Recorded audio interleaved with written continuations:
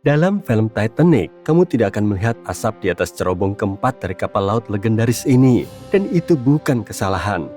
Pada tahun 1911, setahun sebelum keberangkatan kapal impian itu, kapal-kapal besar biasanya berlayar dengan 4 cerobong asap. Ini diperlukan untuk mengeluarkan panas dan asap dari ketel uap yang besar. Titanic adalah mahakarya teknik yang hanya membutuhkan 3 cerobong asap untuk berfungsi. Jadi cerobong keempat ditambahkan untuk keseimbangan dan penampilan yang lebih mengesankan.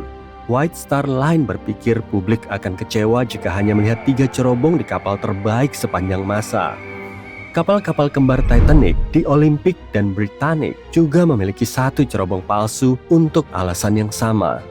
Cerobong palsu itu bukan sepenuhnya tidak berguna dan berfungsi untuk ventilasi. Cerobong ini mengeluarkan asap dari ruang mesin ke dek bawah dan dari salah satu ruang umum first class.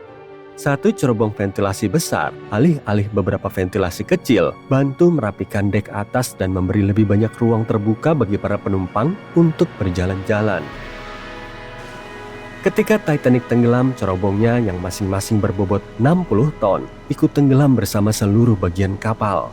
Cerobong dibuat ekstra tinggi untuk memastikan penumpang tidak terkena jelaga yang dikeluarkan. Tinggi dan beratnya membuat semua tetap berada dalam posisi tegak. Cerobong depan diikuti yang lainnya, baru jatuh ketika kapal benar-benar tenggelam. Cerobong-cerobong itu jauh lebih ringan daripada haluan, sehingga menyebar di antara puing-puing lainnya. Bahan ringan yang membentuk menjadi rata begitu menyentuh dasar, dan menjadi santapan bakteri pemakan besi yang hidup jauh di bawah laut. Haluan kapal Titanic tetap utuh saat menghantam dasar laut, tapi buritannya hancur total. Ketika kapal samudera terkenal itu menabrak gunung es, keadaan menjadi sangat kacau. Kapal yang menjadi bintang film masa depan ini butuh waktu 2 jam 40 menit untuk tenggelam sepenuhnya. Tabrakan itu membuat air membanjiri 6 dari 16 kompartemen kedap air. Saat air mengisi sisi kanan, kapal mulai miring ke depan dan sedikit ke kanan. Pada tengah malam, kompartemen yang rusak menumpahkan air ke kompartemen lainnya dan itu semua jadi kacau karena kompartemen ini hanya kedap air secara horizontal. Tak lama, air mulai membanjiri lubang-lubang rantai jangkar dan pada pukul 2 pagi, haluan kapal mulai tenggelam dan baling-baling buritan terangkat dari air. Kapal terus banjir hingga saat haluannya masuk ke dalam air dan buritannya terangkat hampir 45 derajat. Berat baling-baling yang sangat besar itu menekan bagian tengah kapal. Baja tidak mampu menahannya dan patah. Mereka yang selamat menggambarkan momen itu sebagai suara keras, seperti porselen pecah atau peralatan yang jatuh. Itulah saat struktur atas Titanic ambruk. Pada pukul 2:12 pagi, haluan dan buritan hanya dihubungkan oleh struktur bagian bawah. Beberapa menit kemudian, haluan kapal yang beratnya sekitar 16.000 ton itu terlepas dari buritan. Buritan kapal naik tajam ke posisi yang hampir vertikal dan mulai tenggelam perlahan-lahan. Pada pukul 2:20, kapal itu menghilang di bawah air. Haluan kapal melaju dengan kecepatan sekitar 20 km per jam dan menghantam dasar laut hampir setengah jam sebelum buritan.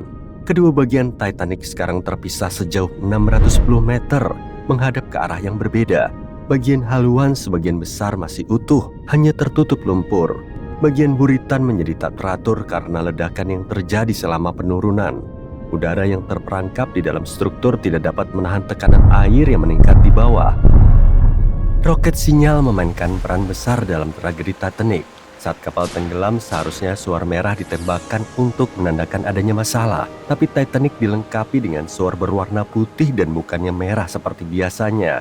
Jadi ketika kapal menabrak gunung es, para kru kapal menembakkan suar putih. Kapal SS California melintas di dekatnya, dan kaptennya tahu Titanic berada di zona gunung es yang berbahaya. Para awak kapal tidak melihat Titanic yang tenggelam, tapi mereka melihat roket-roket putih itu. Radio di antara kapal-kapal itu tidak berfungsi karena operator kapal California mematikannya. Kapten kapal memiliki firasat ada yang tidak beres, jadi dia memancarkan sinyal lampu kode Morse ke arah Titanic. Tapi dia tidak menerima balasan karena Titanic sudah tenggelam. Ada kapal lain, Samson, yang berlayar di dekat Titanic. Kapal ini membawa banyak daging anjing laut beku yang diburu secara ilegal dari perairan Kanada. Jadi kapal ini berlayar dengan lampu dimatikan agar tidak terlihat. Saat melihat suar putih Titanic, mereka mengira itu penjaga pantai dan menjauh. Samson tidak memiliki radio, sehingga mereka tidak tahu tentang bencana yang terjadi. Awak kapal baru mengetahui kabar tentang Titanic ketika tiba di pantai Islandia pada bulan berikutnya.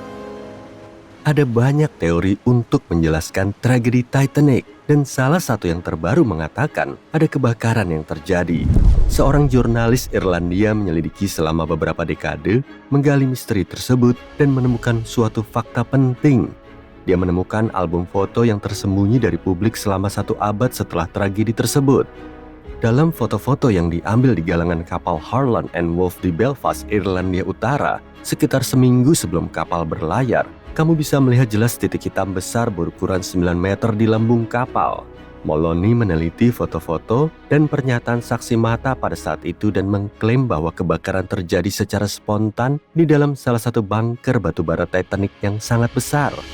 Api berkobar selama 3 minggu penuh dan membakar logam, sehingga melemahkan bagian penting dari lambung kapal. Saat itu, kebanyakan kapal hanya memiliki 1 lambung. Jadi itu satu-satunya pelindung yang dimiliki Titanic. Itulah kenapa gunung es berhasil melubangi kapal dengan mudah. Jika bukan karena api, Titanic mungkin akan lolos dari hantaman gunung es. Perusahaan yang mengoperasikan kapal itu tahu soal kebakarannya, tapi memutuskan menyembunyikan fakta tersebut.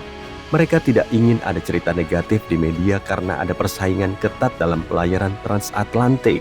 Tiket Titanic sudah terjual habis, jadi mereka mengisi batubara dan tetap berlayar. Bulan mungkin juga berperan dalam tenggelamnya kapal tersebut. Satelit kita ini sangat memengaruhi pasang surut air di bumi. Semakin dekat jaraknya dengan planet kita, semakin tinggi air pasang karena gravitasi bulan yang meningkat. Pada tahun 1912, jarak bulan sangat dekat sehingga membuat beberapa gletser di Greenland pecah. Bongkahan es besar yang terlepas dari gletser hanyut ke arah selatan. Peristiwa superbulan terjadi hanya 6 menit setelah air laut pasang. Selama bulan baru dan purnama, kesejajaran bulan, matahari, dan bumi membuat gravitasi gabungan ketiganya mencapai puncaknya. Dan sehari sebelumnya, planet kita berada pada jarak terdekat dengan matahari di tahun itu, yang membuat gravitasinya semakin kuat. Perpaduan peristiwa ini menciptakan kondisi sempurna untuk salah satu pasang air laut paling kuat dalam sejarah. Hal ini menciptakan kondisi yang pas bagi gunung-gunung es yang terlepas dari gletser Greenland untuk bergerak bebas. Para penentang teori ini mengatakan perbedaan kekuatan pasang surut sebenarnya tidak terlalu besar dan tidak mungkin menjadi penyebab utama tenggelamnya kapal. Gunung es merobek sisi kapal meninggalkan lubang besar di lambung kapal. Itu bukan satu robekan panjang, dan kerusakan terjadi di beberapa tempat. Beberapa ahli percaya kapal itu akan selamat dari gunung es jika menabraknya dari depan. Titanic memiliki kompartemen kedap air yang dirancang untuk mencegah banjir jika terjadi tabrakan. Hanya 3 atau 4 kompartemen pertama yang akan banjir. Hal ini bisa menyelamatkan banyak nyawa. Para pendukung teori ini menyalahkan bencana ini pada perwira pertama William Murdoch. Kapal besar yang bergerak cepat tidak bisa berbelok dalam hitungan detik seperti mobil yang sedang melaju kencang. Butuh waktu beberapa menit. Ketika Murdoch menyadari tabrakan tidak dapat dihindari, dia coba berbelok ke kiri untuk menghindari tabrakan langsung. Namun terlepas dari usahanya, kapal tersebut tetap bertabrakan dengan gunung es. Kamu tahu kelanjutannya.